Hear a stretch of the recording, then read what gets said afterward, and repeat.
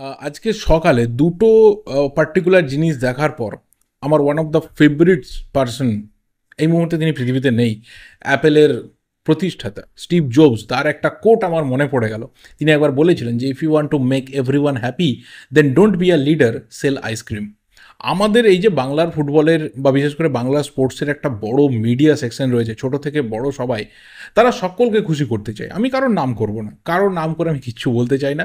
যাদের মোটামুটি সেন্স রয়েছে, যারা ম্যাক্সিমাম জায়গাগুলোতে ঘোরাফেরা করেন, তারা ইজিলি বুঝতে পারবেন যে আমি অ্যাকচুয়ালি কাদের জন্য এটা বলতে চাইছি। কিন্তু তারা সকলকে খুশি করতে গিয়ে অ্যাকচুয়ালি কী করে ফেলেন, তারা মিসলিড করে ফেলেন পাবলিককে।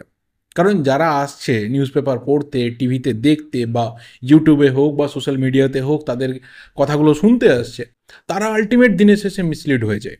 আমি এর আগে বহু জায়গাতে এরকম দেখেছি যে প্রপার ইনফরমেশন না থাকার ফলে কিন্তু মানুষকে মিসলিড করা হয়েছে।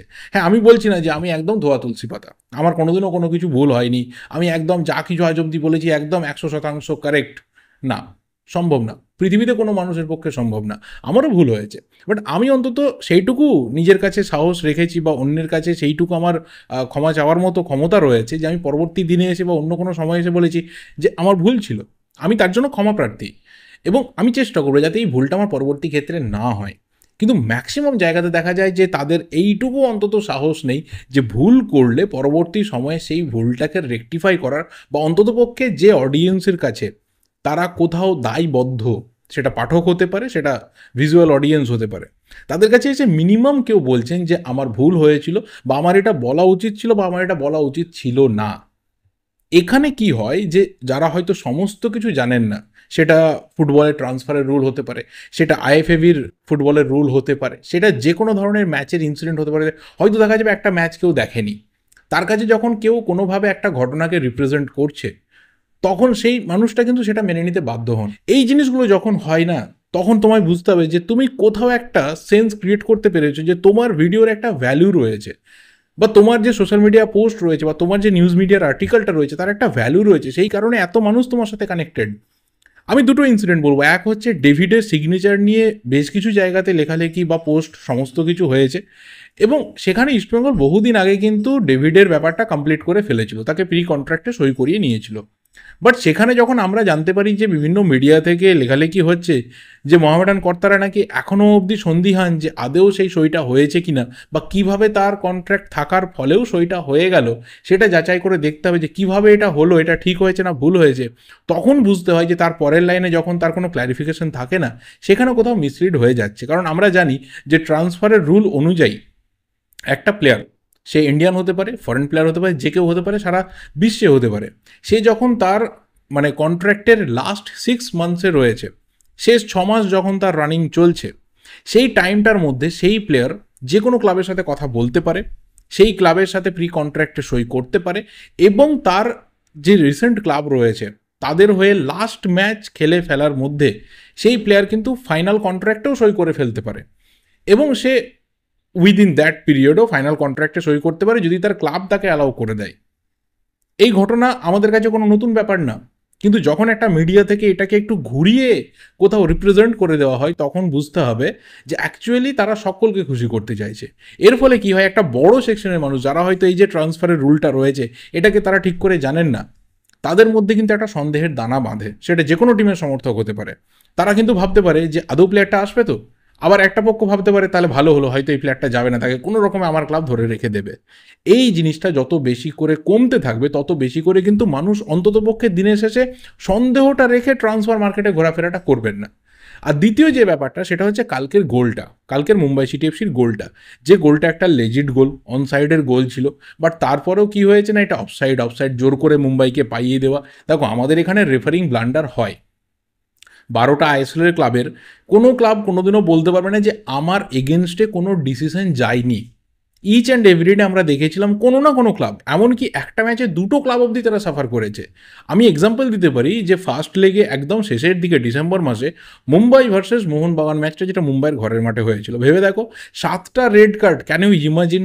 দুটো টপ ক্লাব খেলছে, যারা টাইটেল রেসে রয়েছে, যাদের কোথাও একটা করে প্লেয়ার ছিটকে যাওয়া মানে তাদের জন্য চাপ বেড়ে যাওয়া, সেখানে গিয়ে 7টা রেড কার্ড হয়েছিল সেই ম্যাচে, অগুন্তি বোধহয় 10-11টা ইয়েলো কার্ড হয়েছিল।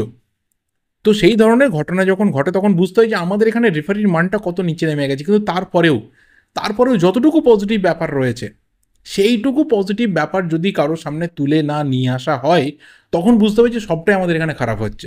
আমি তো বলছি 90% রেফারিং এই সিজনে খারাপ হয়েছে, কিন্তু যে 10%টা ভালো হয়েছে, যে 10%টা অন্তত রুল বুক দেখে রেফারিরা রেফারিং করিয়েছেন, সেইটুকু তো বলার সাহস আমাদের থাকুক। সেইটুকু তো অন্তত আমরা তুলে ধরি মানুষের সামনে যে অ্যাটলিস্ট দেখো আমাদের রেফারিরা এখানে পুরোপুরি ভুল, তারা 95% ভুল করে, কিন্তু এইটুকু তারা ভালো কাজ করেছে। আর কালকের যদি ওই কলটা অফসাইড কল হয়ে যেত, তাহলে আমরা বলতাম যে that was a wrong call. ওখানে কখনোই প্লেয়ারটা offside not, that is an onside. সেই জায়গাটাকে কি হয়েছে, বহু জায়গাতে মিস রিপ্রেজেন্টেশন হয়েছে। আমি তো এরকমও কমেন্ট পেয়েছি যে আমরা এসব বলার জন্য, মানে যারা আমরা লেজিটটাকে লেজিট বলি, তারা বলার জন্য সিটি ফুটবল গ্রুপ থেকে টাকা পয়সা পায়। আমি রিপ্লাই দিলাম যে হ্যাঁ, আমি শুধু টাকা পয়সা পাইনি, আমি নিউ টাউনে একটা ফ্ল্যাটও পেয়েছি সিটি ফুটবল গ্রুপের থেকে। কি বলবো আর, কারণ সত্যিটা সত্যি বলা যাবে না। আমি কাউকে খুশি করতে পারবো না, কাউকে না, কোনো ফ্যান বেসকে আমি খুশি করতে পারবো না। যেটা আমার মনে হবে ম্যাচ দেখে, যেটা আমার রুল বুক দেখে মনে হবে ঠিক ভুল, যেটা ঠিক হবে সেটা ঠিক বলবো, যেটা ভুল হবে সেটা ভুল বলবো। সবসময় আমি যে ঠিক তাও না, আবার সবসময় যে আমরা সবাই ভুল এটাও ঠিক না। কিন্তু অন্ততপক্ষে যেটা ঠিক হচ্ছে সেটাকে ঠিক বলাটা আমাদের দায়িত্বের মধ্যে পড়ে, বা যারা আমাদের অডিয়েন্স রয়েছেন তারাও সেটাকে এক্সপেক্ট করেন যে এটা ঠিকটাই এখানে আমি শুনতে আসছি বা দেখতে আসছি। সাজিয়ে গুছিয়ে মিথ্যে বলার থেকে পরিষ্কারভাবে সত্যি বলার মধ্যে অন্ততপক্ষে একটু হলেও শান্তি রয়েছে।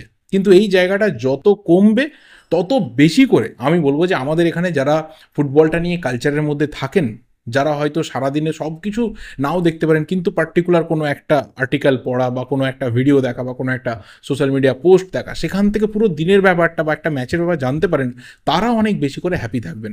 আমি এই ফার্স্টের পার্টটুকু বানালাম কিন্তু শুধুমাত্র আমার অডিয়েন্সের জন্য। অনেকেই বলবে যে অতিরিক্ত বকা হয়ে যাচ্ছে, ভাট বকা হয়ে যাচ্ছে।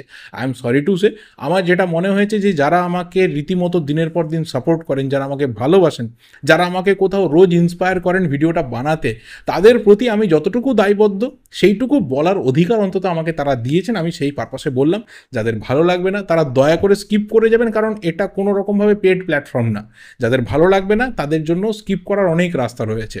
এবার যদি মেন টপিকে আসি, তাহলে সেখানে অবশ্যই প্রথম ব্যাপারটা ডেভিডের কথা।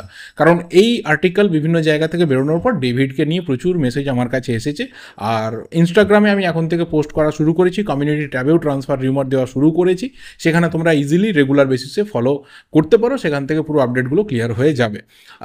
ডেভিডের ব্যাপারটা কিন্তু বহুদিন আগেই, যেটা বললাম যে ইস্টবেঙ্গলের সাথে কিন্তু ডান হয়ে গেছে, প্রি কন্ট্রাক্টের সই হয়ে গেছে, আগামী সিজনে ডেভিড আসতে চলেছে। এবং তাকে যখন অফিসিয়ালি রিভিল করা হবে তখনই আমরা জানতে পারবো যে তার সাথে কত লং টার্মের কন্ট্রাক্ট ইস্টবেঙ্গলের হলো।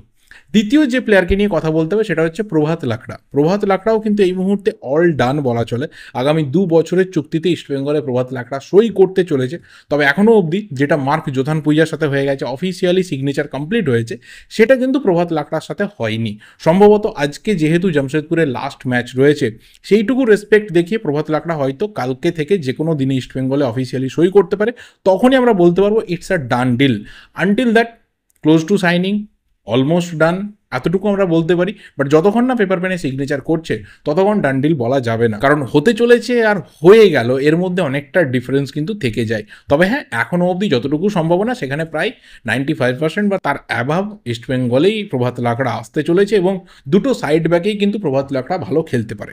এই সিজনটা প্রভাত লাকড়ার আমি বলবো যে আইএসএল কেরিয়ারে সব থেকে বেস্ট একটা সিজন গেল। এর আগে নর্থ ইস্টের হয়ে রেগুলার বেসিসেও পারফর্ম করতো, কিন্তু যে লাইম লাইটটারও দরকার ছিল সেটা কিন্তু জামশেদপুরের জার্সিতে এইবারে হলো। এবার দেখা যাক যে প্রভাত মেন রাইট ব্যাক হয় না ব্যাকআপ রাইট ব্যাক হয়, আরও কোনো বেটার রাইট ব্যাকের খোঁজে ইস্টবেঙ্গল এই মুহূর্তে আছে কিনা, বা কাউকে সই করায় কিনা ফাইনালি।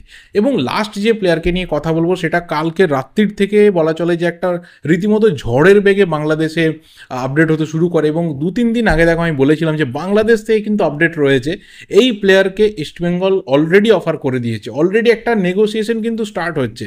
এটা বাংলাদেশ থেকে একটা আপডেট ছিল। সেই দিনকেও আমি অনেক মিক্সড রিঅ্যাকশনস পেয়েছি, কিন্তু তার 2 দিন পরে যখন বাংলাদেশের দুটো বড় পেজ থেকে, যারা ন্যাচারালি বিপিএল বা বাংলাদেশ ফুটবলের প্রচুর বড় বড় ব্রেকিং দিয়ে থাকেন, তারা যখন জানাচ্ছে তখন এটা সবাই বিশ্বাস করতে বাধ্য হচ্ছে যে হ্যাঁ, সত্যি রবসন রবিনোর সাথে ইস্টবেঙ্গলের একটা স্ট্রং লিঙ্ক আপ বা মোটামুটি একটা ভালো স্তরে কথাবার্তা এই মুহূর্তে রেডি হচ্ছে। এবং সেটা কিন্তু না তো বাংলাদেশে বসে না তো ইন্ডিয়াতে বসে, সেটা একদম সুদূর ইংল্যান্ডে হচ্ছে। এটাও কিন্তু বাংলাদেশের মিডিয়া থেকে জানানো হচ্ছে। এবার দেখা যাক তার মধ্যে সত্যতা কতটা রয়েছে যে ইংল্যান্ডেই এটা হচ্ছে কিনা নাকি অন্য কোথাও হচ্ছে, সেটাও একটা বড় ব্যাপার। কিন্তু এই প্লেয়ারকে নেওয়ার জন্য ইস্টবেঙ্গল যে মরিয়া এবং একটা ভালো রকমের স্যালারি অফার তাকে রাখা হয়েছে তার টেবিলে, এটাও একটা বড় ব্যাপার। এর আগে আমরা দেখেছি বাংলাদেশ থেকে আসা সবথেকে সফল বিদেশি প্লেয়ার সনি নর্ডেকে, কারণ ধানমন্ডির হয়ে যে পারফরমেন্সটা ও এখানে এসে আইএফএ শিল্ডে করেছিল সেই লেভেলটা কিন্তু ও ইন্ডিয়ান ফুটবলকে ডেলিভার করেছে। মোহনবাগানের হয়ে he has already become a legend, এবং ব্যারেটোর পর সব থেকে বেশি যদি কেউ ফ্যান ফেভারিট আপাতত মোহনবাগানের প্লেয়ার হয়ে থাকে বিদেশিদের মধ্যে, সেটা কিন্তু সনি নর্ডে, যার নামটা শুনলে এখনও অবধি মোহনবাগান সমর্থকরা আশায় থাকেন যে এই প্লেয়ারটাকে কেন মোহনবাগান নিয়ে আসছে না, কারণ এখনও তার মধ্যে যা কোয়ালিটি রয়েছে সেটা অনেক বেটার, অনেক বিদেশির থেকে অনেক ভালো পারফরমেন্স দিতে পারবে। তার পাশাপাশি মুম্বাই সিটি এফসির হয়ে যখন আইএসএলে খেলেছে, সেখানে দিয়েগো ফোরলান এবং সুনীল ছেত্রীর সাথে ওর যে জুটি, সেই জুটিও কিন্তু ভীষণভাবে ক্লিক করেছিল।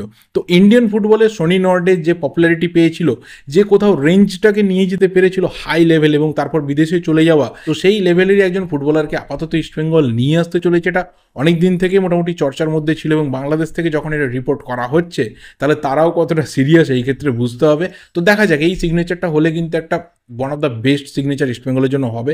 কমপ্লিট অ্যাটাকার, বারবার বলছি, শুধুমাত্র লেফট উইং না, তার পাশাপাশি ফরওয়ার্ডের প্রত্যেকটা পজিশনেই খেলতে পারে। আর এর সাথে একজন ইতালিয়ান স্ট্রাইকারেরও কিন্তু নাম উঠেছে, যেটা এখনও অবধি খুব একটা স্ট্রং হয়নি বা খুব একটা অথেন্টিক জায়গা থেকে এখনও অবধি ডিসক্লোজ হয়নি। তো আমি সেই নিয়ে কোনো কথা বলতে চাই না। যদি এটা অথেন্টিক ওয়ে থেকে স্ট্রংলি আপডেট হয়ে বেরিয়ে আসে, বা সেটা নিয়ে যদি দেখা যায় যে স্ট্রং কিছু আসছে আপডেট, তাহলে অবশ্যই সেটা নিয়ে কথা বলা যাবে। আমি বলছি না এটা ফেক বা ওয়াইল্ড কোনো রিউমার, বাট এখনও অবধি আমি সেইভাবে খুব একটা অথেন্টিক জায়গা থেকে আপডেট কালেক্ট করতে পারিনি, সরি টু সে। তো পরে কিছু বেরিয়ে এলে নিশ্চিতভাবে সেটা নিয়ে ডিটেলসে কথা বলা যাবে। আর এই ভিডিওটা এই অবধি, ভালো লাগলে লাইক করো, খারাপ লাগলে অবশ্যই ডিসলাইক করো। যা যা ওপিনিয়ন রয়েছে কমেন্ট করে জানাতে থাকো। দেখা হবে পরের ভিডিওতে। Till then subscribe the channel যদি নতুন হয়ে থাকো। Thank you and good bye.